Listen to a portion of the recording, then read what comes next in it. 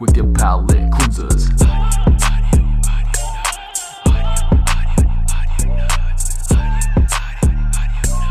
Show me what you got. Welcome in, everybody, to a brand new episode of Audionots, your pop culture palate cleanser.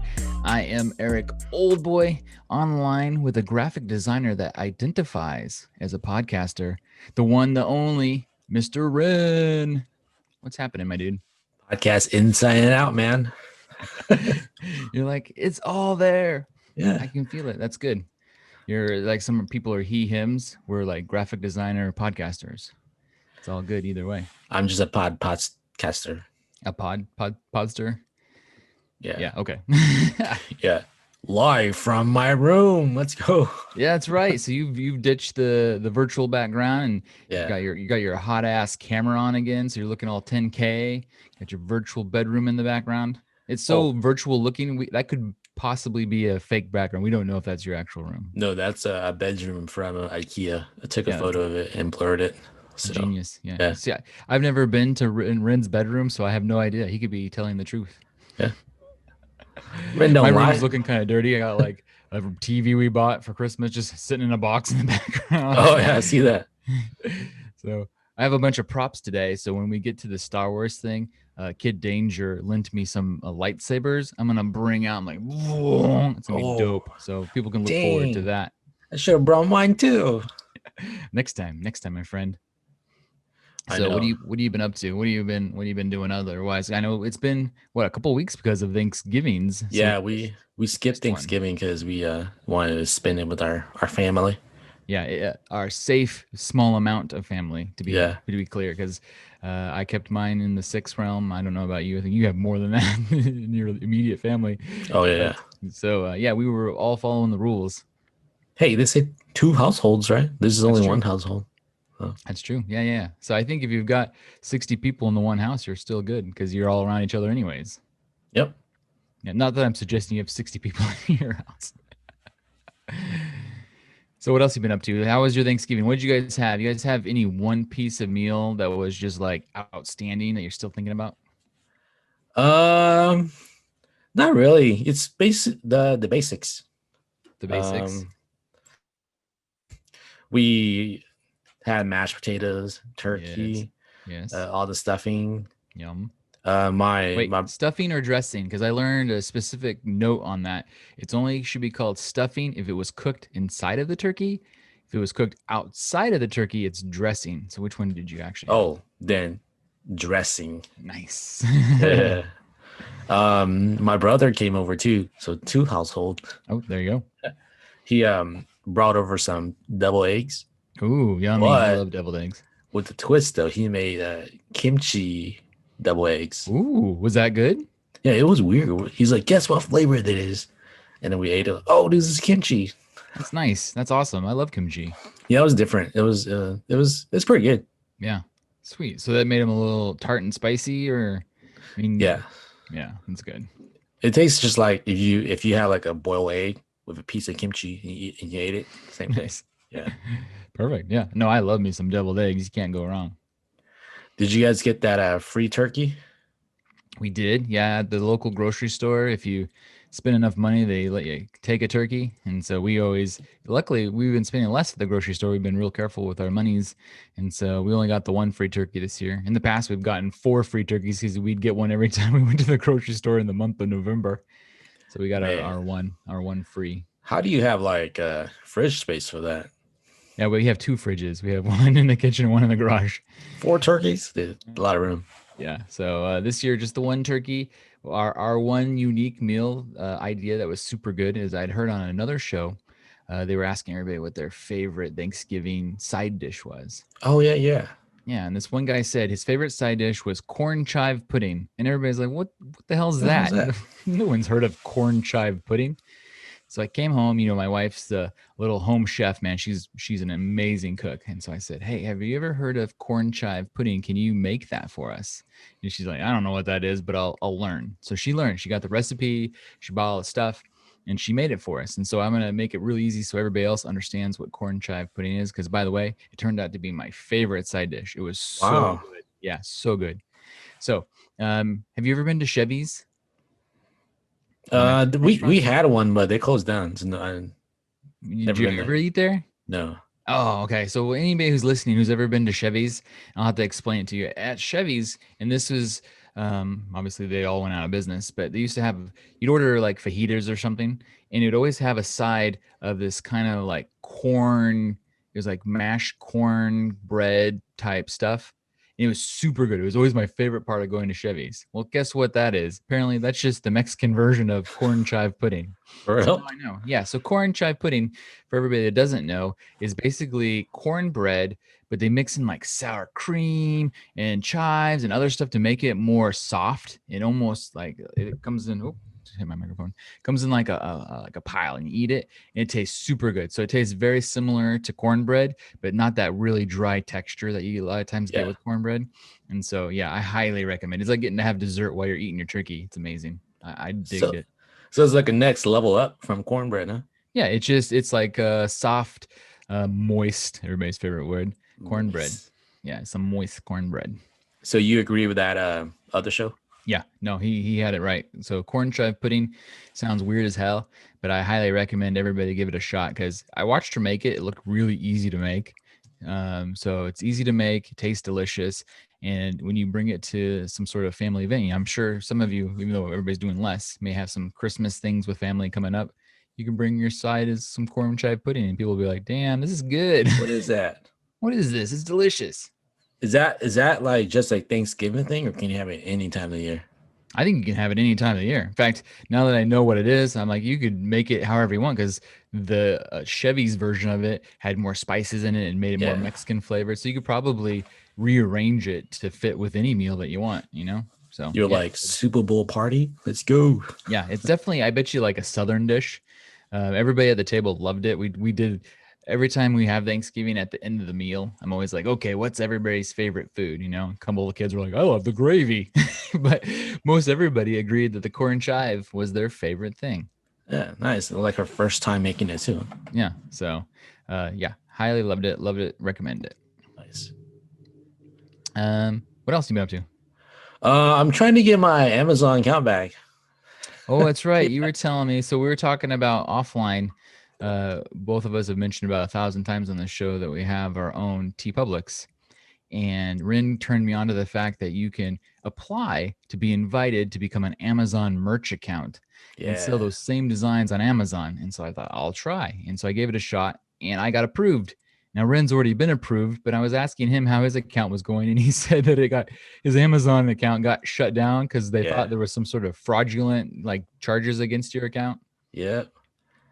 Remember a few episodes ago, I told you I become a photographer. Yeah, that's right. Yeah, apparently I bought too much and too many at the same time or something like that. You set off the alarms. Yeah, they're like, "Yo, is this really you?" It's like they didn't even give me any like warning or anything, saying, "Is this you or not?" And they just kind of like, "We suspect suspicious activity." Well, I mean, suspended. On the good side of this is that if that did happen, if someone was being fraudulent on your account, that they act swiftly, so you don't end up with $1 bajillion worth of debt that you didn't buy things. Yeah, hopefully. Yeah, you don't realize how much Amazon is there. Like how I can't use my Fire Sticks anymore. Oh, really? I came home and my Echo Dots were disconnected. What the heck? What's going on, man? Mad at you, they can just shut you down. Yeah, dude. So, like you said, man, nobody worries about Jeff Bezos. Man, he could. Yeah, everybody's so worried about the purple lump in the White House, but really we should all be worried about Lex Luthor himself, Jeff Bezos, his net worth is the same as 57 countries combined. Homie's going to be the first ever trillionaire. And he runs everything we do in our lives. And everyone's like, yeah, it's good. I like it. Yeah. And the worst part is I can't even get into my Amazon merch. So hopefully, since the month's over, I get that payout too. Yeah, it should still count for you, I would hope. Yeah. So I called them and it was like this Indian dude from India trying to help me. Imagine that, an Indian dude from India. Yeah. And then basically he's like, give me your, what's your login or your email that you use to log in? And then I gave it to him. He's like, "Oh, it seems like you can't log in." I'm like, "That's why I'm calling you." Oh my gosh. So hopefully they get it Hopefully. fixed on their side, and I could access it again. Because Yeah, man, get it sorted. plus it's a Tis Christmas the coming. season, Yeah, I yeah. gotta buy stuff, man. Yeah, you can't like go shopping. I mean, the amount of shopping we can do now is few and far between. So Amazon's making mad money, but now they're telling you can't even go shopping. So that's crazy. Yeah, imagine I have to like create a whole new account. Man, it's gonna suck. Hopefully they'll work it out once they Yeah, see that there were no fraud charges and that you just really like camera equipment. yeah. Because they sent me the email of like what I bought. Yeah. Was this you? And I checked all the lists. I'm like, yeah, that's me. I bought all this. Yeah, you would think that wouldn't take so long if you came back and said, check, check, check, check, check. These are all the things that I purchased. They'd be like, oh yeah, cool. You're Gucci, and they'd let you start buying stuff again. Yeah, You should tell them that because they've held you out of your account for so long, you're expecting some sort of gift card. yeah, like maybe $200. 200. That sounds fair. Yeah, for 2 days. Come on. 200 for 2 days. Yeah, so I've been trying to figure out my account. Other than that, just kind of living life, staying home. Nice. Very nice. Let's see. Well, this might be a perfect time to jump into the healthy stream. Maybe I'll start with Amazon. Oh, I can't even watch anything, man. I know. Here, I'll tell you about what you can watch on Amazon once you get it back, because I don't really have any shows right meow that are like you need to be watching. But I did see, and I'm kind of excited about this, that Amazon has acquired the rights to Coming to America Part 2.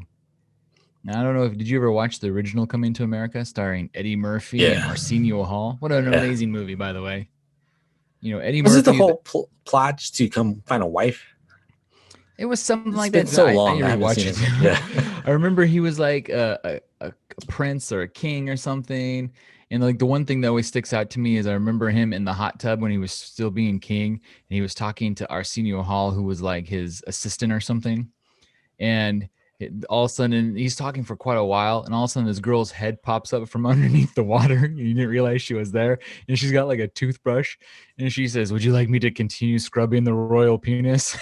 And I remember thinking, "That's amazing." Wait a minute. That's Didn't how we rich, have that's this how rich Jeff conversation? Bezos is. I think we've talked about this. Yeah. Who hasn't had the royal penis talk? But I can't remember if it was on air or not. Oh, well. So if you've heard it twice, you've heard it twice. But anyways, so yeah, the movies being it's because we talked about maybe I brought the same story last time because we knew that they were making a sequel. And now the new news is that it's been acquired by Amazon. So Jeff Bezos, with all of his mucho dinero, shelled out $125 million for the rights to stream it. So I thought, wow, man, Eddie Murphy's still worth that kind of money. Man, he is partying all the time. Party all the time. I think we made that a joke similar to that last time too. Too good. Too good. Over on Netflix, I saw this really interesting story. So I got excited. I don't know if you like it like I liked it, but they added the Chappelle Show to Netflix. It was I thought they took it down. Yeah, that's what I want to talk about. Oh. So the Chappelle Show was a Comedy Central. I think it was only on for like 3 seasons. Yeah. And before he decided to like go crazy and move to Africa and like find himself or something. But it was an amazing show. Amazing show. And it hasn't been playing really anywhere for a while. So Netflix acquired it from Comedy Central and started playing it. And it's like you like if you were watching it, all of a sudden it was just gone. Like you said, they took it down. And we're like, what happened to the Chappelle Show? It was so awesome. Yeah. Who snapped? Who made it go away? Turns out Dave Chappelle snapped. Yeah. So he said, he's like, he saw that they were playing it and he had no knowledge of it because part of the thing he had beef with the Chappelle Show is he never owned really any portion of it, even though it's named after him. And so Comedy Central sold the streaming rights to Netflix, and Dave was making nothing. He was making no royalties or anything from that. So Dave Chappelle, because he has a relationship with Netflix because of the comedy specials, reached out to them and said, hey, listen, I'm not making anything off of this. Can you guys just take it down? And maybe we could renegotiate it. And Netflix, being, as he said, a bunch of homies, just took it down. They got rid of it. So for all those people who are mad, it's not a bad thing. I think it'll be back. But now it'll be back with the actual artist and creator getting what he deserves from it. Yeah, because at the time, they own everything. They own them, basically. Yeah. and that was part of his problem, I think. Yeah, maybe since he was so like he was younger, so he didn't, think about all that stuff. Just kind of, hey, put me on TV. Let's go. Well, I think that happens to a lot of people, right? You're your first thing and you don't know, so you sign away your life just excited to be on TV, and then Yeah. it hits big, and now it's like now you deserve it, but it's too late. You've already Nope. like you're locked in. Yeah, Yeah. You see this contract right here? yeah, you got sucker punched. So yeah, that's interesting. So Chappelle Show came and went from Netflix. Hopefully, it'll be back. My second story about Netflix is I saw an amazing trailer for one of my favorite Netflix shows, and it's coming out sooner than you think. In fact, by the time everybody listens to this episode, it will be out to watch.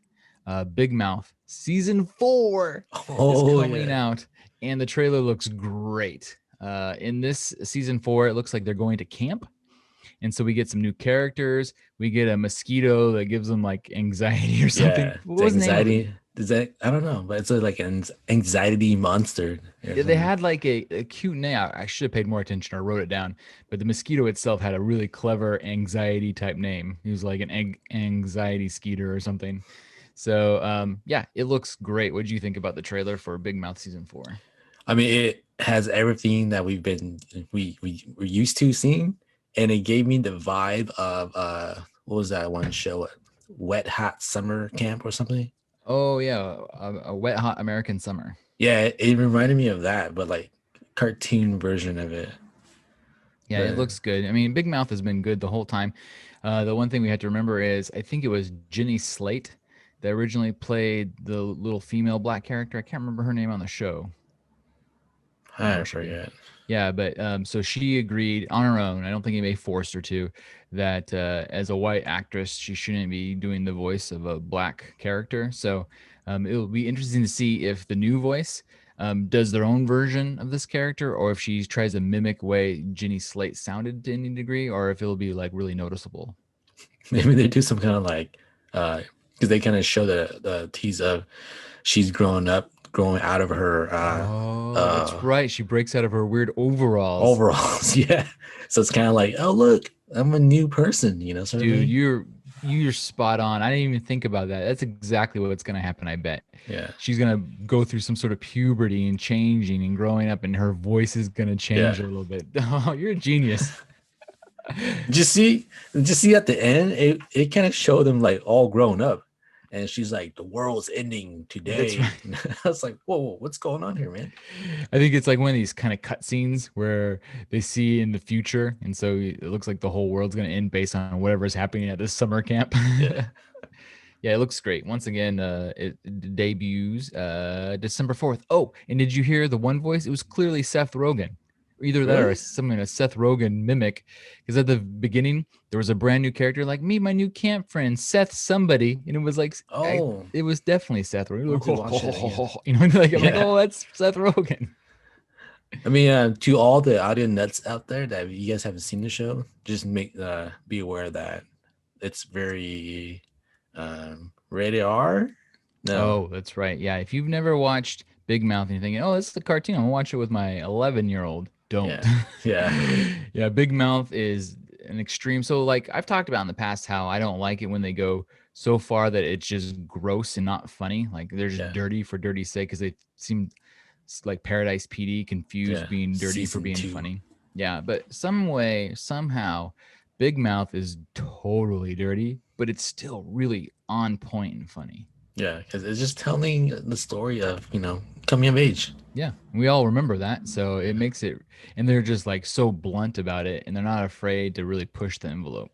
Yeah, I remember the first time of me watching it, introducing to my wife. She's like, "What the hell are you watching?" I was like, "Trust me, it's really good." That's funny. Yeah, you have to be careful. Don't watch that one at work at lunch, because there's little naked cartoon kids, and you'll look like a real perv. Yeah, well, stay home, watch at home. Yeah, Good, secretly watching shame. yeah. Luckily, my wife loves the show too, so we get to watch it together. Nice. That's awesome. It's a great show. It really is. Over on, we'll stick in cartoons since we haven't. We had a Black Friday sale, since we just had Thanksgiving, we just had Black Friday. There was a lot of different streaming stuff. I talked about last episode how I got a deal for Showtime. So I got a deal. I think I picked it up just 2 days ago, actually, because it ran a few days, where you could get CBS All Access for a month for free. And so there's no way I'll ever pay for CBS All Access, and I don't think anybody should. Yeah, I'm not. But for a month, I could probably watch everything on that channel that I want to see, because there's very few originals on CBS All Access. But one of them that I was really curious to see was called Below Decks, and that is the cartoon that's based on Star Trek, and it's made by the Rick and Morty producers. So it looks kind of like Rick and Morty's art style, but it's all Star Trek. So I've started watching it. I've seen 4 episodes, and I'm here to tell everybody that if there's still freebies, CBS All Access, go for it, even if you only got the 7-day free trial, because I think there's only 10 half-hour episodes. So anybody can burn through that in 7 days. You binge it. Yeah, so I really like it. And one thing I noticed that was kind of fun, that one of the characters, in fact, the main character, is played, the voice actor is Jack Quaid. And we all know Jack Quaid from The Boys. He's the main guy in The Boys, the one that doesn't have powers. Oh, skinny nerdy guy. Huey himself? Huey himself. So Huey plays the main voice. He's basically the exact same. So imagine if you took Huey and made him a cartoon on Star Trek. Yeah. It's basically the exact same character. And so what's nice is, so you get The Boys. And I also saw that Jerry O'Connell, who does the voice of the robot on, help me out, the DC show, superhero show that we like. Doom Patrol? Doom Patrol, yeah. He's a voice on this cartoon as well. Wait, who is this again? Jerry O'Connell. Or who is it? Not Jerry O'Connell, right? The guy, the robot guy. Who's the robot guy? Brandon. The mummy guy. Yeah.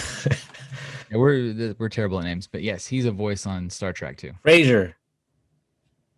Brandon Fraser? Yeah. Yeah. Brandon, one of those names. Yeah. Yeah, he's a voice on the Star Trek cartoon as well. So, but I really liked it. So it's a similar idea to any Star Trek you've ever seen before, but this time they focus on the people that work in the lower decks of the spaceship and do all the menial tasks. Yeah. And they get to go on different adventures themselves.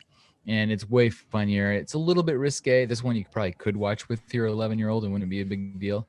So it's definitely not as dirty as Big Mouth or even Rick and Morty, but it is funny. I've been enjoying it. So I recommend it. I give it a solid 7. Wow. Yeah. So when is the Bad Batch coming out? Oh, on Disney? Yeah. I don't know. I haven't even seen them advertise it. I remember they said they were doing it, but I haven't seen any advertisements on it yet. I'm waiting for that one. So you're like, I will not watch Star Trek, only Star Wars. Yeah. May the Force be with you, Oh, nice. For those who are only listening, he just did this like Spock fingers. What is that even called? I don't know, man. Oh, I can kind of do it. My pinky wants to go out. There you go. Over on HBO Max, I have a couple reviews because we talked about a couple different things that had come out. One was Super Intelligence, starring your favorite actress, Melissa McCarthy. Did you watch that? I did. And I'm here to tell you. No way. You won't like it probably because you hate Melissa McCarthy. Yeah. But it was good. I liked it. Yeah, I would give it a plus rating. So I don't even know what number. 6.5, 7. It's cute. It's not going to like change your mind about anything. You can kind of see what's going to happen from the moment it starts. But it's a fun ride. It actually has a lot of really good actors in it. A lot of people you'll recognize from other shows. The main plot is pretty simple. A supercomputer becomes sentient and gets its own intelligence. And it picks Melissa McCarthy's character because it believes she's one of the few good people in the world that do the right things. So it says, I'm deciding whether or not I'm going to help fix your world or I'm going to destroy your world and enslave everybody. And I'm going to do this decision within 3 days. So he goes, I'm going to follow you around. He goes, I want you to show that love is real because I can't figure out why you broke up with your ex. I want you to re-engage with him. And so the whole movie is her trying to get back with her ex, is the computer is like helping her along. And it's really pretty funny. I enjoyed it. Cool. I'll pass. Yeah. But everybody else who just likes a funny movie and doesn't hate Melissa McCarthy the way Rin does, it's a good movie. I enjoyed it, especially for free. In fact, it was one of the few ones that I've watched that went straight to one of these streaming services that felt like a genuine movie theater movie. Like I could totally have seen this in the movie theater. How come when we like watch those movies on like the streaming services, we're like, yeah, it's a free movie. Like we're Yeah. still paying for the service, right? That's true. That's Yeah. true. It's It's a I bonus. guess, yeah, it's a good movie that is straight to streaming that I'm already paying for. But also on HBO Max, Euphoria. For anybody who hasn't seen Euphoria yet, season 1 was amazing. It's a really well done show, very risque. So unless you're into sex and drugs, or if you're against sex and drugs, may stay away. If you don't mind that, it's super well written, extremely well acted. Zendaya, you may know her from the Spider-Man movies, is the star. Just super well done. So I just saw that they've announced that season 2 is coming out on December 6th, which is, after you listen to this podcast, probably only a day or so away. Yeah. Which means, and it's only the first few episodes, and they're going to release them in chunks, so you don't get it all at once. You can't just binge it. But I'm kind of excited because I really liked the first season. Did you ever see it? No, I heard. Didn't it win like a lot of awards? Probably. Yeah, it's pretty deep. It's a kind of a thinker, but it's really the cinematography. If you're just into it for the visuals, it's so well done. The acting, like I said, is good. It's pretty intense. If you don't like a show that has a lot of heavy drug use, it's not great for that. Wasn't it your mom that told you about the show? Yes, my mom of all people told me about this show, and I remember watching it. And there's just extreme sex scenes that like feel almost pornographic. And I was like, "Oh, I can't believe my mom recommended this." Right. But I get why though. It's so she recognized that it's a really good show. It's so yeah, I highly recommend Euphoria, but definitely don't watch that with your 11-year-old. It's an adult oriented type television show. Nice. And then lastly, my last piece of HBO Max news, maybe the biggest news of this entire podcast. Oh, hell yeah. You know what's coming. So just today, even though announcing when you listen to it, it'll be a few days from now, HBO announced that they will be releasing all of Warner Brothers' new 2021 movies directly on their platform. So the moment it shows up in a theater, it shows up on HBO Max, and they're not charging any extra. So unlike Mulan was on Disney Plus, it doesn't cost you any more money to do it. We all knew about Wonder Woman. We talked about that last podcast. And so that's the very first one of part of this Warner Brothers deal. And then it runs for the remainder of 2021.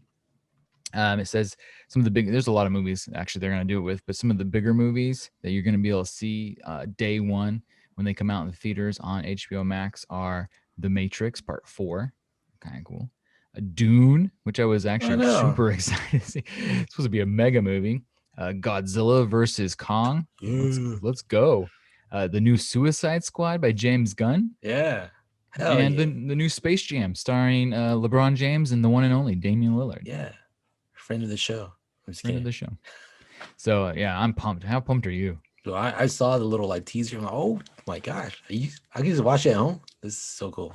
Yeah, this is like HBO Max instantly went from kind of a streaming service, maybe I'll get it, maybe you won't, to a must-have. So anybody that doesn't have it, watch for deals. If there's any deals coming up for 2021, you got to get it at least by the Christmas so you can see Wonder Woman. Yeah. And then I don't know, it'll be a good one to have probably for the remainder of the year. Yeah, because we're the early adopters, day oneers, so we got that day one deal. Yeah, we got that extra promo price. So yeah, no, I'm so pumped. I mean, it makes it nice. It makes it a little bit easier so you don't feel like you're missing out if these movies start coming to the theater and maybe you live in a town where the theaters aren't open yet, or you're not comfortable in going and sitting, every 6 people, that kind of thing. So this is cool. It might be, my mom's always saying that, movie theaters are going to go out of business, and this might be the dagger that does it. If the studios are finally willing to agree to put their mega movies out the same day at home as you can see them in the theater, it may be the end of movie theaters. I wonder how they make their money. Is this just from the people signing up for it, or what? My guess is HBO Max, even though I think they're all the same company, I think that they probably set a deal in place where they pay Warner Brothers side ahead of time, and then HBO Max recoups it, with all their subscriptions. Right. So they're probably hoping, because I would imagine that they need to get like Netflix level subscriptions, if not more, to maintain this. Otherwise, they can't continue to make, $100 million movies and put them on TV. You think it's like once a month movie? Yeah, it would be foolish for them to, unless there might be a few smaller movies that they slide Yeah. in there. But I think that, yeah, you'll probably get the ones I listed. How many is that? It's one, two, three, four, five big movies. So that's not even once a month. It could be every other month, even. You get like Space Jam along with Tom and Jerry in 1 month. Oh, that's right. I forgot to mention Tom and Jerry will be Yeah. coming. That's the kind of movie that you think would have came that way anyways. Like nobody was going to the theaters to see that piece of garbage. That's good though, because like all the kids can watch now. Yeah, yeah, yeah. They can watch Euphoria and Tom and Jerry all in one sitting. I think I was kind of scrolling through HBO Max and I saw the old school Dune in there. Oh, nice. So you could do like a comparison. Watch the OG version, then watch the new one when it comes out. Yeah, 'cause it's like it's a remake, right? It's not a continuation or anything. Correct. Yeah, it's a reimagining of the first Yeah. one. Because I saw some stuff on the interwebs that showed some side by sides, and they've replicated some scenes down to every little minute detail. So that's cool. Very, very, very cool. Over on Hulu, I actually have a couple of reviews because I watched some movies. So Hulu has, Hulu's one of the better streaming services for holiday type movies. They do a big deal at Halloween, but they also have Thanksgiving and Christmas movies. So I watched two new movies I've never seen before. One was a Thanksgiving movie, one was a Christmas movie. On Thanksgiving, we watched The Oath, and The Oath is really good. So it stars the dude. You ever watch the old Mindy Project? I forget what his name was on there. Oh, the funny dude. Yeah, the funny guy. I don't know what his actual name is. Yeah, the dude from Cock Blockers too. Yes, Right? that Yeah, guy. yeah. Yeah. It stars him and what's her face, the black lady that's always angry and acting with Kevin Hart a lot of times.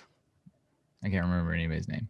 But the movie itself, the basic plot is they're in an alternative future that's not too dissimilar to ours, where the president has created an oath for every true American to sign. And it's basically a pledge. You're pledging to this United States by signing this piece of paper that you're going to be a good American citizen. And so the left leaning people are like, this is crap. I'm not going to sign this. And the right people are like, you got to sign it if you want to be a good American. So it's not too much different than honestly how today's world is. And so they show you at the beginning the kind of the setup of how this is happening. And he's the funny guy from Mindy Project is married to the black lady whose name I can't remember, who's too famous for me to have forgotten. But they don't want to sign it because they're more of a left-leaning family. But it's almost Thanksgiving, and his right-leaning family is coming for Thanksgiving. So as they're all together, they start getting into like these kind of like arguments over the signing of the oath, and they get upset over at dinner time, and he finds out that his wife signed the oath, even though they thought they were left leaning. He's a little too far left leaning, so he's always just wanting to watch CNN and get mad about things. And then somebody reports him that he didn't sign the oath. And so these guys are kind of like the CIA, show up at his house, and they're like the oath takers. And they're like, sir, we just want to talk to you and see if we can get you to sign this piece of paper. And he refuses, and then all hell breaks loose. So it's a really dark comedy. So if you're into dark comedies, and it takes a really hard right dark turn halfway through, if you're into that kind of stuff, it's pretty good. The only thing I would say that I didn't like about it is they wrap up the whole plot a little too nicely in the end. And I've noticed that with Netflix and their movies is Hulu in their movies. Yeah, Hulu. They tend to wrap them up really nicely in the end. So I would give The Oath a solid 6.5, 7. I'm kind of in that range today, but I enjoyed it. So I would recommend The Oath. It doesn't even have to be something you watch on Thanksgiving. It's just kind of fun. The second movie I watched was a Christmas movie, brand spanking new. In fact, this was supposed to be a theater movie as well, called The Happiest Season, starring Kristen Stewart.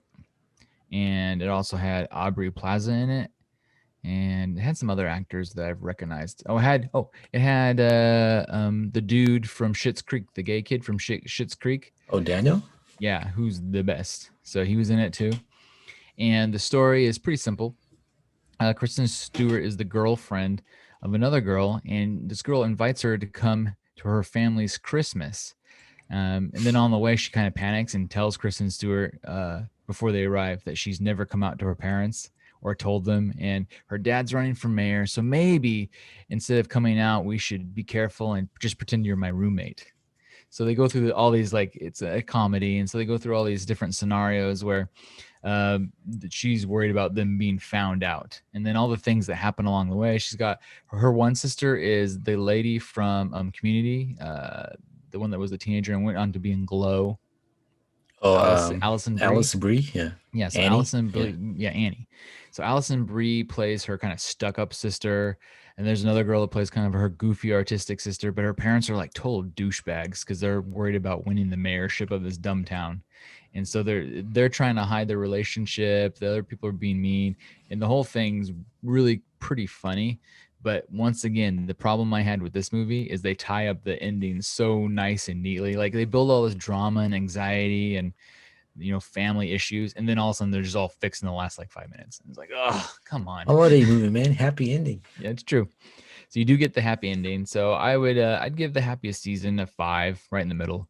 It was good. Dude, I gotta say that we gotta give old boy Eric a huge shout out, man. That dude's been preaching Schitt's Creek since at the beginning, and now it's like the biggest show ever, dude. Yeah, it's huge. huge. My gosh. My wife and I are actually rewatching it because I've seen it once, but she's never seen it. Yeah. So literally, we've been watching, because there's not a lot on TV right now. We've been watching 2 or 3 episodes a night, and she's loving it too. I'm like, I told you would like it. Yeah. When you told her to watch it, she's like, hell no. Yeah. But when everybody's watching it, I want to get on that train too. Yeah. She actually came to me. She goes, you know what? I heard at work about the show. I'm like, that's the show I was talking about. Listen to our podcast, man. He's been preaching it since day one. Canadian. Let's go. Yeah. And the Daniel guy, man, he's a good actor. He's kind of stole the show in the Christmas movie, The Happiest Season. So yeah, he's like right now, like the biggest star right now, dude. Everyone loves him, man. Yeah, he's super likable, and he kind of always plays a version of himself clearly, but he's such a likable dude. I mean, usually those kind of actors do really well. Seth Rogen basically plays Seth Rogen in every movie, but you like him because he just seems like a dude you'd want to hang out with. Same with Daniel Levy, is he always kind of plays the same kind of guy, but you like him because he just seems like a good guy. So I think his dad's like that too, Eugene. Yes, Eugene Levy made some of the best mockumentary type movies ever. So yeah, I gotta say though, those two guys got good hair, man. Good hair and big bushy eyebrows. Next level eyebrows. So now it's time to move over to Disney Plus, get all of our Star Wars bros excited because it's time for the theme song. Let's go.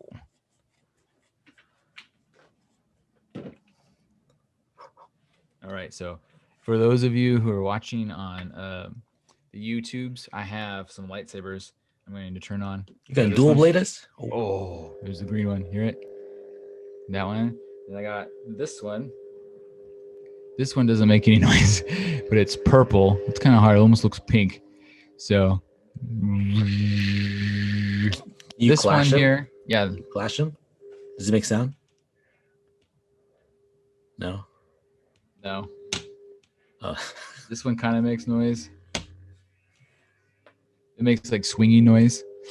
So the purple one we got from a lightsaber manufacturer in Portland, Oregon called Saberforge, and the green one we got from Disneyland, got in the Disneyland park at the Star Wars thing. So, did you make your own, or did you just copy like Luke's lightsaber or something? So yeah, you could do like, I kind of screwed it up. I think I told this story before, where you could pay like extra dollars to go in the back and do cyber crystals and all this stuff. And I tried to do that, but I totally like misrepresented what I wanted. I think to the cat. It was really busy, by the way. This is literally a month before the pandemic. So we got in there at the last second, Christmas time, did it. And I misrepresented what I wanted Kid Danger to be able to do, and instead they kind of let him build one at the countertop versus going to the back and building it. So yeah, you can do it both ways, and he still assembled it, but it was based off of a lightsaber that existed. Nice. So I think it's time to talk about the Mandalorian. Because of Thanksgiving, I think we have 2 episodes again, just like last episode, right? Or are we caught up? No, just the one. Just the one? Yeah, because we talked. Hold on. No, you're right. 2 of them. So the very last one, I'm trying to remember the order. So we saw Ahsoka in the very last one, and then the one before that Oh, was. was the one with the clone stuff? The super soldiers, That's right. the We didn't darks. talk about that one because the last one we talked about was the Bo-Katan episode, right? Yeah. Okay, so let's go back. So if you go back to the episode before Ahsoka, yeah, you're right. It was the one where we saw With them. Cara Dune and them. Yeah, Cara Dune and the Rocky guy. Creed. Creed himself directed that episode too. Fun fact. And we saw them basically pillage some sort of Star Wars base and see some sort of weird clones and jars going Star on. Wars base.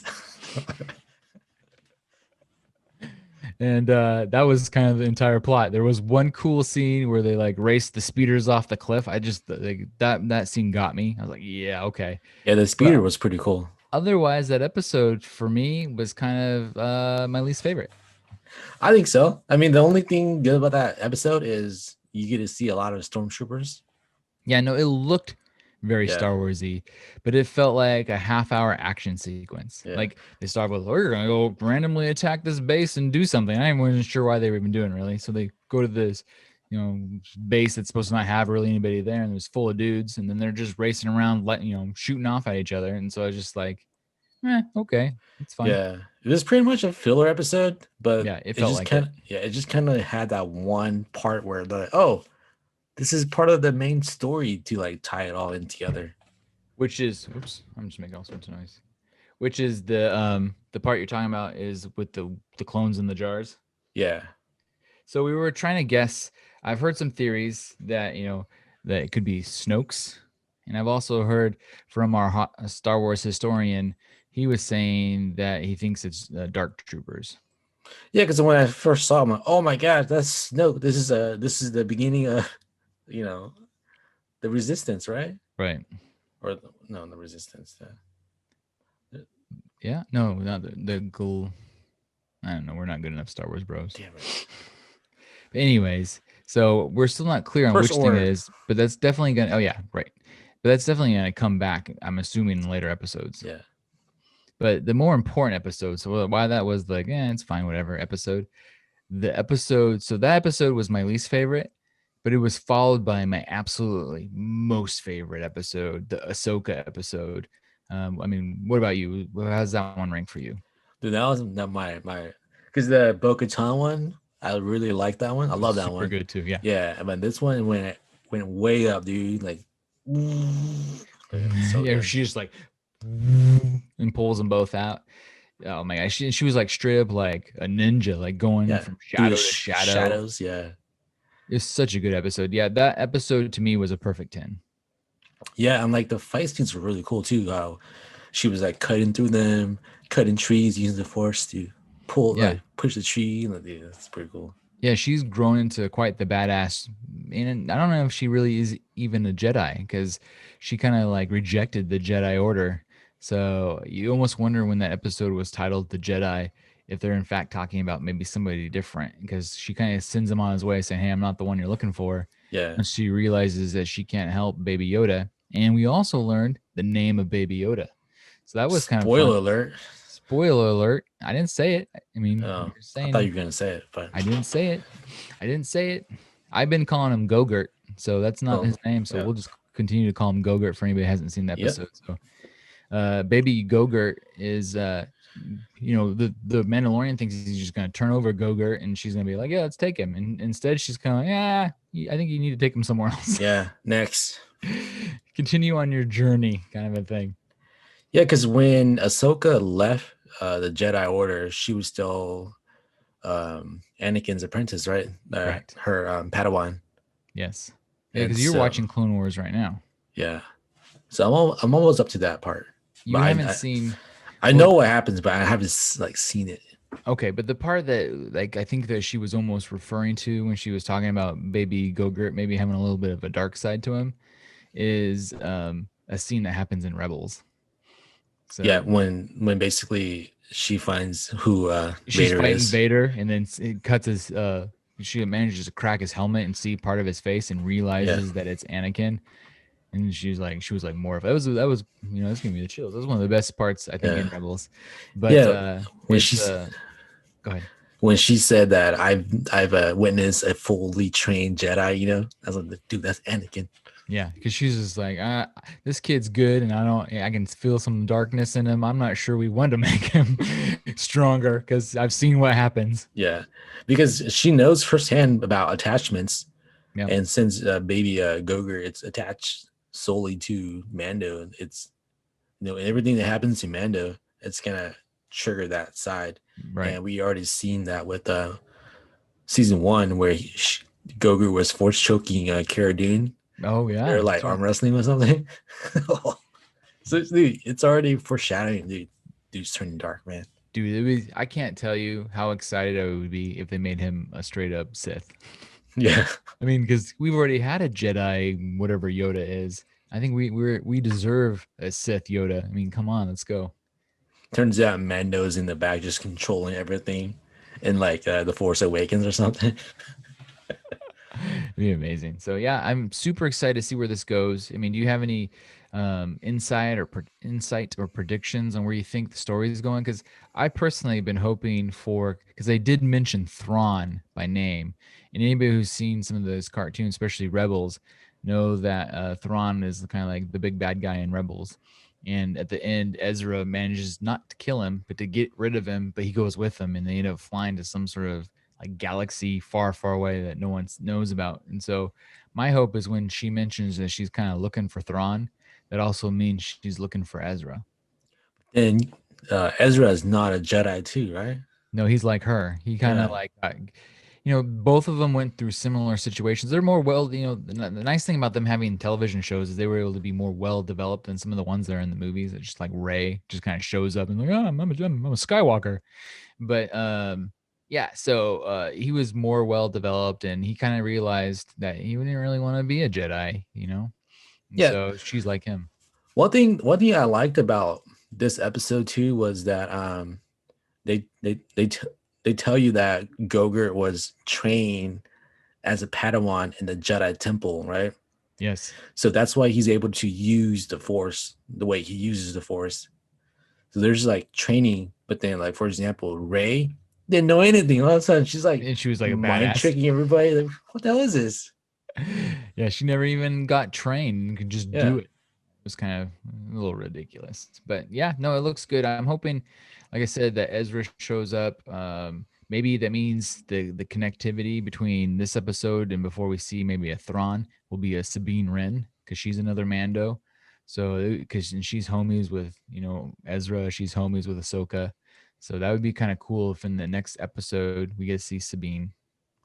I feel like for me, it won't be Ezra, just because this episode seemed like a pilot for her own show, On and the they're gonna Ahsoka show. and they're gonna save the whole finding Ezra for that and not this, because if they show Ezra in this season, the Mandalorian is gonna become more Ahsoka than the Mandalorian.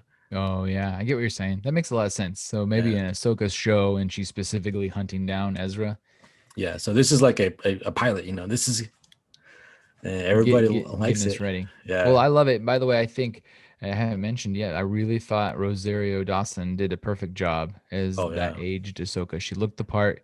She didn't come off very Rosario, so you were like, "Oh, that's Rosario Dawson." Like I knew that's who it was, but she came off more Ahsoka. So it's like she did her research, and I thought she did a good job with it. Yeah, the only moment that I saw Rosario was towards the end where she kind of smiled really big. Mm. That's her. Night Nurse. That's why I remember her from Yeah. last year. Daredevil. Speaking of Daredevil, did you see that they were talking about bringing it back? So Daredevil finally got Marvel got the rights back to all the shows. We talked about in past episodes how they had gotten the rights back to like Defenders and Yeah. like whatever the karate guy was. But now they finally got Daredevil back, which is the only one that really mattered. And I'm hoping everybody's hoping on the interwebs that they'll bring back the OG Charlie Cox version of Daredevil. Yeah, he plays him perfectly. Perfect. Totally perfect. Speaking though of Disney Plus, they also have the new Hawkeye series coming out. Oh yeah, yeah. And there's been lots of new news. So we already kind of knew that Haley Steinfeld was going to be in it as Kate Bishop is rumored. Now we know it for a fact. So they've released some set photos. There've been some paparazzi type pictures of set photos of Haley Steinfeld as Kate Bishop. So that looks pretty cool. They're clearly setting it up where Clint is going to be training her to be the new, Hawkeye. So they're moving away from him and into her. Yeah, for the Hawkeye. Because basically in the comics, he like gives her, she is his legacy. So yeah. And then we also saw, the internet seen that Florence Pugh, who will be reprising her role from the Black Widow of Yelena Belova. So she plays the Black Widow's sister in the Black Widow movie. So she's reprising that character in the Hawkeye TV show. So that's something to look forward to. And then also something about Pizza Dog. I don't know what the hell that means, but maybe Pizza Dog's something from the comic book. Because everybody's like, oh my God, is that Pizza Dog? And I'm like, what the hell's a Pizza Dog? That sounds delicious. So this all takes place before Black Widow then? Or that's the one thing we don't know. We don't know. Oh yeah. Timeline. This could very well take place before Infinity War, Well, I don't know, man. Because I thought Infinity War, we saw Clint's family and they were like little kids. Well, that's true, I think. Yeah, I don't know. So I just don't know when not Scarlet Witch, Johansson's Black Widow movie takes place. Like, we don't even know if her sister's survived or not. She's probably alive, right? We know now. It really depends on the timeline. But it sounds like she survives. Yes, I want to say yes. Yeah. So that's all I had for Disney Plus. I forgot one thing I was going to mention. Over on Hulu, there's a brand new show called Hardy Boys. I don't know if you, when you were a kid, you ever read the Hardy Boy books. I mean, they were a huge deal when I was a kid. Everybody read Hardy Boys. Well, the only Hardy Boys I know is from WWE. Were they wrestlers? Yeah, dude, the Hardy Boys. That's hilarious. So the Hardy Boys is like a books from like the 40s or 30s or something that became like one of these series that they just made like a million Hardy Boys books. And the basic concept is they solve crimes. And so they're making a Hardy Boys TV show for Hulu that actually looks fairly decent. I was kind of surprised. I wasn't sure what the tone would be. And it's actually a more serious tone. So in the trailer, it appeared as if their mom vanished for something or some reason. And they're trying to figure out what the hell is going on. Their dad doesn't seem all that interested in figuring it out. So maybe he's part of it. Who knows? And then they enlist a bunch of their friends. And it looks like it takes place maybe in like the 80s or the 90s too. So that's a plus in my book. But I thought it looked pretty good. Did you see that trailer? Yeah, I watched it. And I felt like Hulu was trying to get their Stranger Things show, like their own little take on it. Exactly. So it did feel almost like Stranger Things sans any kind of like monsters. But it was like intense, like they're trying to get stuff done and get away with stuff. Yeah, it's like if you take Stranger Things and like Sherlock Holmes or something and combine it. Yeah, no, I'm willing to give it a shot. In fact, I'll by the time everybody listens to this podcast, it will be out. I'll watch a couple episodes and let everybody know, and we'll talk about it on our next podcast. But it comes out tomorrow, right? Yeah. So I don't know. Either it'll be December 4th. So either it'll be great or it'll be terrible. And honestly, from the trailer, it could go either way. It looks, though, like it might be better than terrible. And I don't know. We'll find out. Yeah. Let us know. Yeah. Other tasty trailers, since we can move over to the tasty trailers. I saw one that looked kind of funny to me. It's a Disney Plus original. And it's called Godmothered. And it stars Isla Fisher and Jillian Bell. And Isla Fisher has been in a million things. She's the redhead that looks like Amy Adams. And Jillian Bell, to me, will always be the sidekick from Workaholics. Yeah. But she's been in a lot of things, too. She was also in one of my favorite Christmas movies, Office Christmas Party, as the pimp. Yeah. So she's always kind of a funny character. So Godmother, not this one though. No, not this one. She's definitely the goody two shoes. So this is a family movie for sure. But Godmother looks kind of funny. So Jillian Bell is kind of a wannabe fairy godmother, and it's almost like there's like a program that you go through to become a fairy godmother. and she gets assigned. She's all excited. She finally gets an assignment to be a fairy godmother of a little girl, and she goes to do it. And it turns out it's a grown ass woman played by Isla Fisher, and she's like, "What the heck?" So she tries to godmother her way around it, but she's clearly not very good at it yet. And it just looks, I don't know. It's either going to be horrendously stupid or sort of sweet and funny. I don't know. What do you think? We're gonna watch it because I'm a big fan of. I always call her Isla Fisher. Is it Isla? I don't know. There's an S. Yeah, Isla Fisher. But Okay. because I don't know, I have the hots for her. Yeah, she is cute. That's for sure. She knows she's like Australian or New Zealand or something like that. I think she's Aussie, right? Yeah. I don't know, but I even heard it in the trailer. Like I heard the very first thing she says, it sounded super Australian, and then the rest of the trailer she sounded American. I'm like, did they just forget at one point to hide her accent? Did you know she played Ron Howard's daughter too in Arrested Development. Yeah, That's right. Because That's it's because of the hair. Like, yeah, she played Rebel Howard. yeah. Yeah, So because of her, I'm gonna watch it because my wife wants to watch it too. So yeah, and that also comes out December 4th. Apparently, December 4th is launch day. So if you're at home bored, and you're like, there's nothing to watch. There's a shit ton of stuff coming on December 4th. So that's something to look forward to. That's gonna be our Christmas movie that we watch. Yeah, that'll be a good one. The next tasty trailer I have stars Drew Barrymore, and it's called The Stand-In. This one I'm not so sure on. It comes out December 11th, and the basic premise is Drew Barrymore plays two parts. It's one of these movies where it's probably super fun for the actor, but less fun for the audience. So the first part she plays is of a kind of annoying actress that hates the world and doesn't want to do it anymore and is into drugs and has to go to rehab and all this stuff. The second part she plays is her own stunt double, her stand-in. And so she gets in trouble one last time for drug use in the trailer and needs to go to rehab, but she doesn't want to. So she convinces her almost lookalike stand-in, which is also played by her, to go to rehab for her. And it goes so well that she basically just says, "You do it. I don't want to be me anymore." And the stand-in basically becomes the actress. And so that's the whole premise of the show. And I'm not sold on this one, other than the fact that I really like Drew Barrymore. I know. I don't know, man. She looks so weird in that. Like, I think they're trying to make her look substantially different from the fact that she's both parts.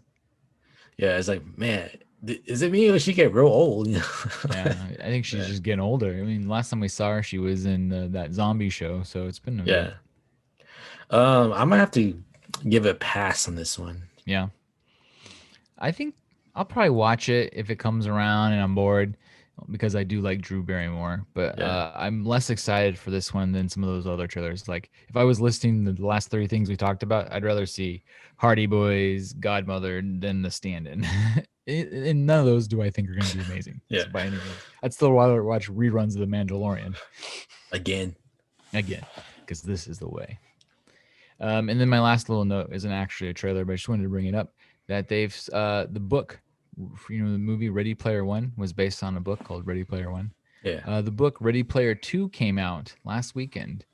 So it's the sequel, and people apparently the book is 1,000,000 times better than the movie. And the movie wasn't bad, but they're saying that the fans of this book are so pumped for the second book that it's going to be a movie too. So something to look forward to. Ready Player 2, I can imagine coming out maybe in 2022. Yeah. Hey, I liked the movie. I thought it was really good. Yeah, I don't know if I thought it was really good, but I thought it was pretty good. I liked it. Okay. But then again, if you're comparing books to the movie, book's always better. Like book's always better. Yeah, they have the whole the book to tell you the story. Movie. I'm interested to see if I don't know how recently he was still writing this book, if he was able to engage any of the things we're dealing with now, because I feel like we're living parts of Ready Player One now with the way the video game industry is going already. I know. So, where's my PS5, damn it? PS5. Okay, so this is the perfect time to take a quick break.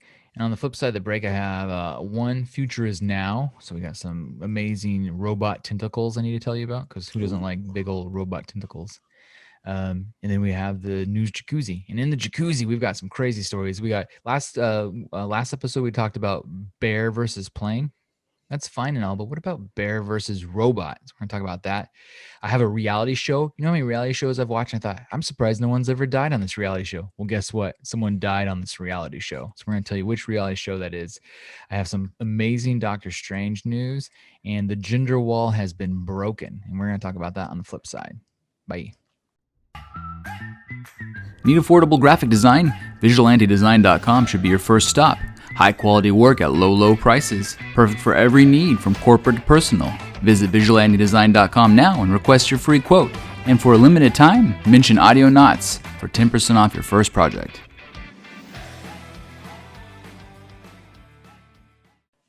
And we're back. All right. So I want to start off with the future is now. I was reading the story. In fact, I should have popped it up on my iPad before we came back from break. So I'm on there. Pop it up here. Okay. So robot tentacles. This is pretty interesting.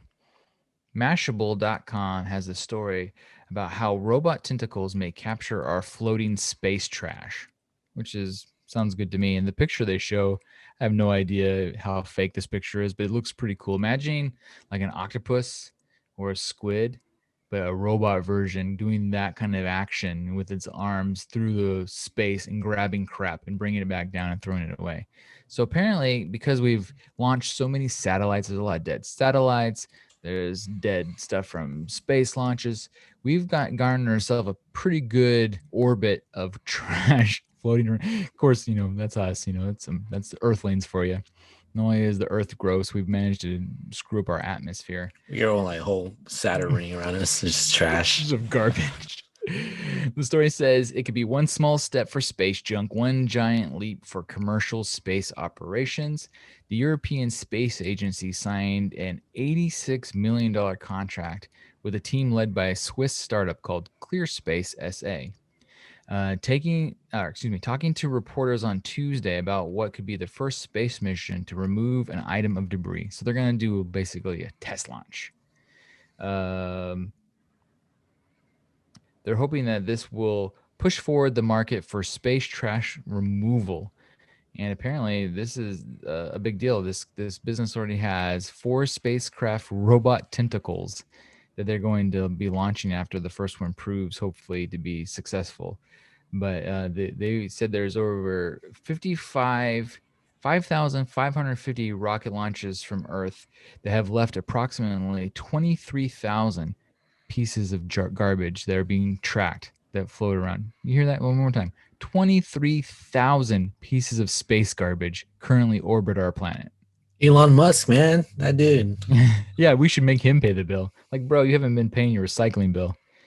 And so it says, not to mention the million pieces of bits and pieces of floating around the Earth right now, known as space junk. There's another 9,600 satellites that are currently orbiting, with about 5,500 still out there, and 2,300 of them, only 2,300 of them are actually functioning. So apparently this is a big business. This is going to be like a booming business, these startups. And this is the first one where they're going to fly out there and start grabbing this crap and bringing it back down and recycling it. So that's who you should invest in. Buy them stocks right now. That's good. Yeah. So everybody look up ClearSpace SA and see how much their stock price is, because that's a fantastic point. Talk about making an easy income. That's the one. Passive all the way. I wonder why they chose like octopus tentacles. I don't know. It's almost like you ever played the crane game. So the picture basically, it looks like your typical head of like a spaceship, right? It's got like kind of like this pyramid shape to it, and then it's got like a crane game connected to the back of it.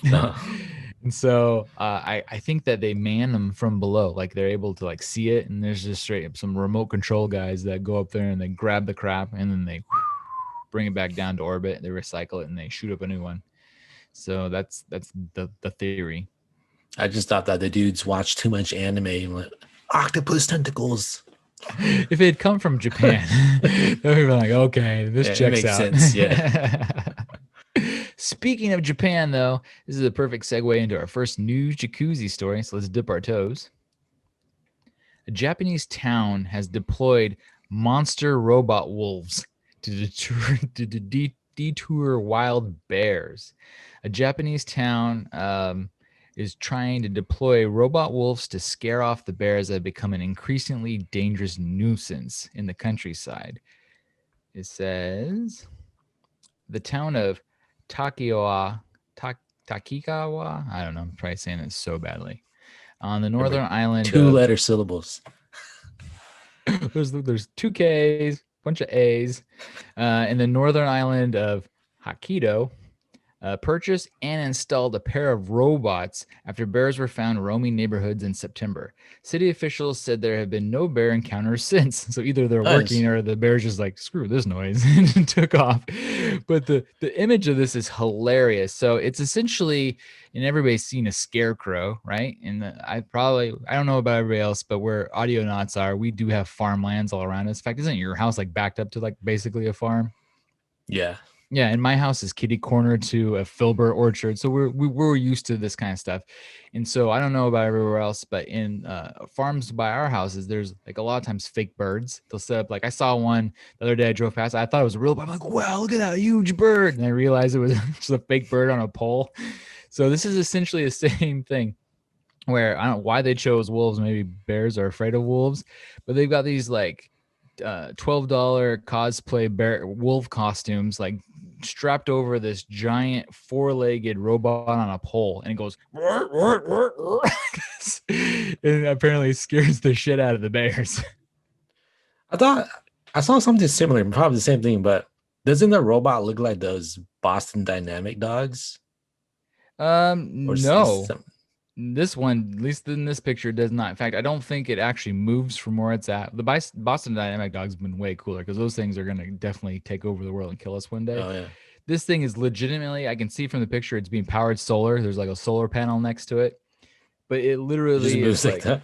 Yeah, it's like a platform with 4 pieces of metal tubing coming out of it for the legs, and then a really bad wolf costume on top. They're good. Boston Dynamics should just contact them. Hey, you guys want to buy some of our robot dogs? Yeah, I know. And give them a wolf costume? Yeah, if you put those, that'd be way scary. Scary. So these are made by a machinery maker called Otasiki, and they've already sold 70 of these robot wolves since 2018. Yeah, but apparently it's enough to work. Bears are stupid enough that they see them, they're actually scared. So yeah, bear versus wolves. Wolves win.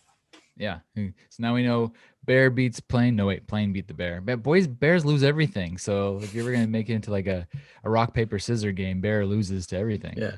Except for even Leonardo DiCaprio kicked that bear's ass. Yeah. Bears can't win shit. So don't ever count on the bears. Nope. My next story has to do with a reality contestant dying. And I saw this because in my mind, I know both you and I are huge Naked and Afraid fans.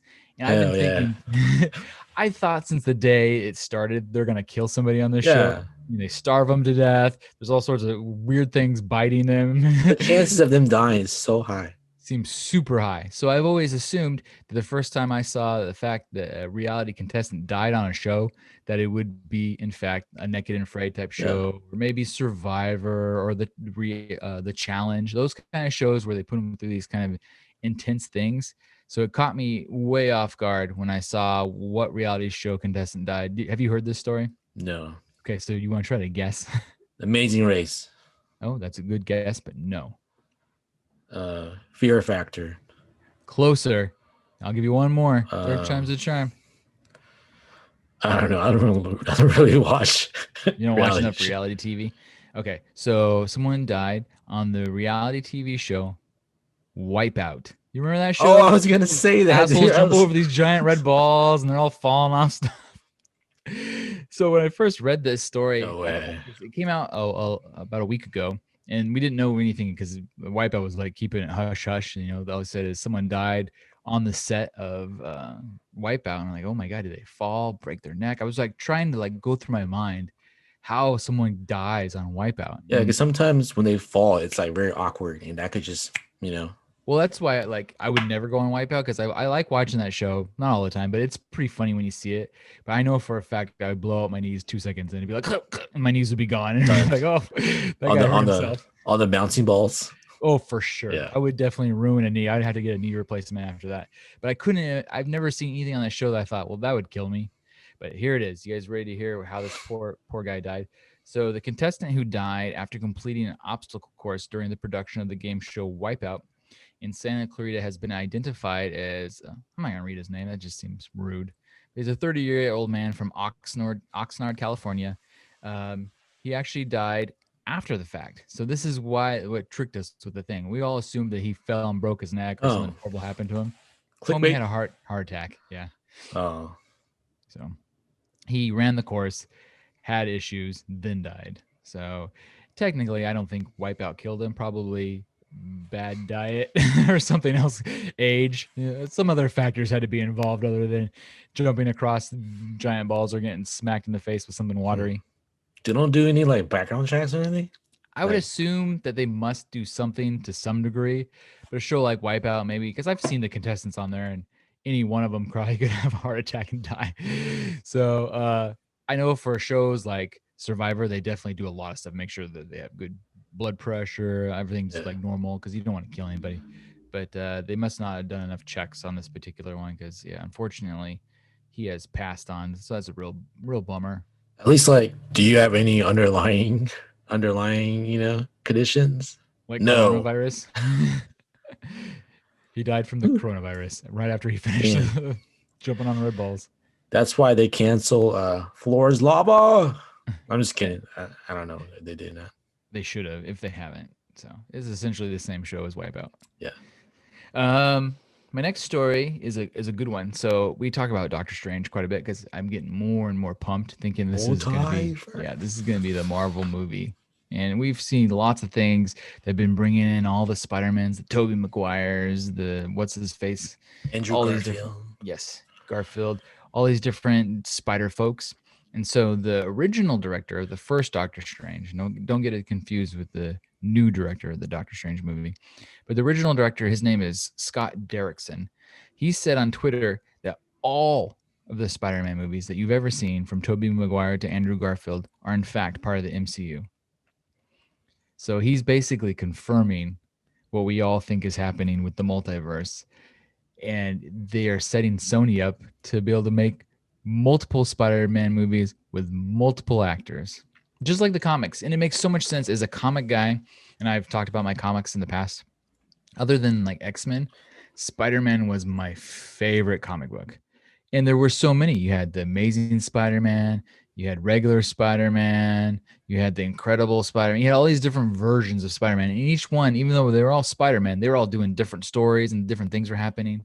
And so I think that they're making this a reality. I don't think it's like a fiction anymore. It's something that's going to happen. Yeah. Basically all of Sony's movies are just like, all right, guys, Venom, bring it on. Yeah, they're saying everything that's part of the Spider-Man movies is considered canon, unless they're saying, well, Venom technically wasn't a Spider-Man movie yet. It was in the Spider-Man universe.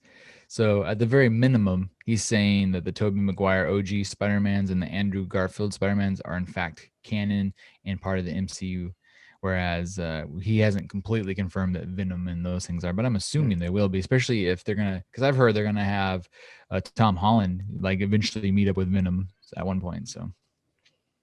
Yeah, I can't wait to see Andrew be his role again. Man, I always liked him as Spider-Man. I liked them all. I don't think they've ever done a bad job with Spider-Man. Like, I liked Tobey Maguire. I liked Andrew Garfield. I think Andrew Garfield's movies were my least favorite, but he was fine.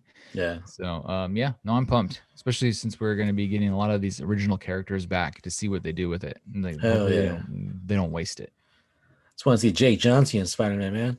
That would be so cool if they brought him to life as the real, like, kind of overweight, sad, decrepit Spider-Man. It works so well. Yeah, he looks the part. He's the one few guy that gets to be in a superhero movie that doesn't have to work out for half a year before he's on TV.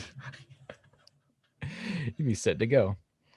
All right, so my final story is of a gender wall. So you might think that I'm getting ready to tell everybody about Ellen Page changing her gender or transgender. No, I'm not. We can mention that, but that's not the story. Who's Ellen Page? I'm just kidding. I know. Ellen Page, now known as Elliot Page, which is super cool. We can talk about that for half a second because I do have a little note on that I just read. So those who have been paying attention or not paying attention, Ellen Page is famous for coming up through the movie Juno. And she was in Inception. She had a good part in Inception, and then she plays Vanya on the Umbrella Academy. And so she recently came out on social media saying that she is in fact transgender. She's changed her name. She identifies now as a man, and her new name is, or his new name is, you gotta be careful with this stuff, is Elliot Page. So Elliot Page, though, I did read today, is still going to be playing Vanya exactly how he's played Vanya in the past. So you don't have to worry about any kind of different changes to the character. So the changes are to him in his own life that have nothing to do with Vanya, the character. But then it makes sense in the show too, because they portray it like that too. Yeah, a little bit. So in the show, they definitely made Vanya into LGBTQ type character. So it won't feel weird at all. So I'm excited that we're not losing him as one of the actors, because I think he's a great actor. So I'm like all for it. But the gender barrier that I want to talk about, and I think that the Audionots may not follow it as much as sports fans do, but in the world of sports, most sports have had female athletes participate in male versions of it to some degree here and there. But one of the ones that we've never really seen a female compete with males in is football. And we've never seen it in the NFL, and we've never seen it in Power 5 football. And Power 5 football is the big football. It's the real college football, the SEC, Pac-12, ACC, Big Ten, all those types of schools. So just recently, the gender wall was broken by a female soccer player named Sarah Fuller, and she plays for Vanderbilt. She became the first female ever to play Power 5 football by playing as their field goal kicker and their kickoff kicker, because all their kickers got coronavirus. So this is such an interesting story. There's a lot of guys out there who don't think women belong, but whatever. Those guys can suck a fat one. If she's good enough at it, let her do it. Who cares? They had 3 kickers. All 3 kickers were working together, just kind of like the Denver Bronco quarterbacks. So all 3 of them had to be out for the game. And the best soccer player in the school was not a male soccer player. It was a female soccer player, and she wanted to do it. So they put her pads on her and put her out there. Too bad she didn't score any points, though. Yeah, she never even had a chance, I don't think, to kick a field goal. And they did a set play where they had her kick a squib kick rather than, so a squib kick, for those who don't watch football, is kind of a on the ground kick to the side. It's very strategic. Usually either you're trying to get an onside kick where you can recover the ball, or you're trying to keep them from returning the ball. And so in this instance, it was a purposeful play. To sure, it's on purpose. I'm just kidding. Yeah, that's what they say. See, but then there's all the dudes online that are like, oh, she just can't kick, and so it almost made it look like she couldn't kick very good. But it's still pretty cool. I mean, like anything that ever happens, you just need someone to do it first. And now that she's done it, I've always said that there's no reason why a female couldn't play kicker in football, because they really don't get that many hits. And everybody's like, well, how's she going to tackle? Have you guys ever seen a kicker tackle anybody? They all suck. So I guarantee you she won't do any worse than the rest of them. You could just try to run and pretend you're like, I can't catch it. Oh, I'm sorry. Yeah, every kicker sucks at tackling. So for anybody that thinks that she's going to be worse at it, they're wrong, because that's a typical kicker thing. I saw a meme about football. They're like, this is why I love football. We get guys like DK Metcalf that's freaking shredded. Yeah. And then right next to him is like the kicker from like the Colts. He's like this like scrawny little nerdy dude. I was like, yeah. What's funny about the NFL is most of their kickers now are Australian football players, and football over there is like either football rules where it's like them not even, it's like soccer, or it's rugby, those types of things. So yeah, that's my last story. Unless you have anything else you want to add before we wrap this bad boy up and stick it under the Christmas tree. Hey, didn't she win like the special teams of the week or something like that? Oh, did she? See, yeah, I don't know. That's probably why cool. That's probably why all the dudes are like, she didn't deserve it. She didn't do anything, Yeah, and all those dudes on Twitter that are saying that, what level of football did you get to? They're all just so jealous and butthurt. She's playing a level of football none of them ever achieved. Yeah, she's played more football than you, brother. Yeah, suck it, bud. So that's more than me for sure. Oh, me too. So I made it to high school barely. That was it. I play intramural during college. Does that count? Nice. Well, flag football? Yeah. It was on the field. Research Stadium. That counts the same. Yeah. Yeah, Research Stadium. For those who follow college football at all, Ren's team beat my team in a shocking defeat last weekend, and I'm still kind of sad about it when the Beavers upset the Oregon Ducks, who had a chance until that moment of playoffs hopes, and they were washed away. You guys got no run D, man. Yeah, we don't have any. That team was so overrated. I think we've all realized it as fans that we were a little ahead of our skis on this team. Cool. That's it. That's all I got. Go Beavers, I guess. Yeah, there you go. Everybody have a good one, and we will see you on the flip side. Bye.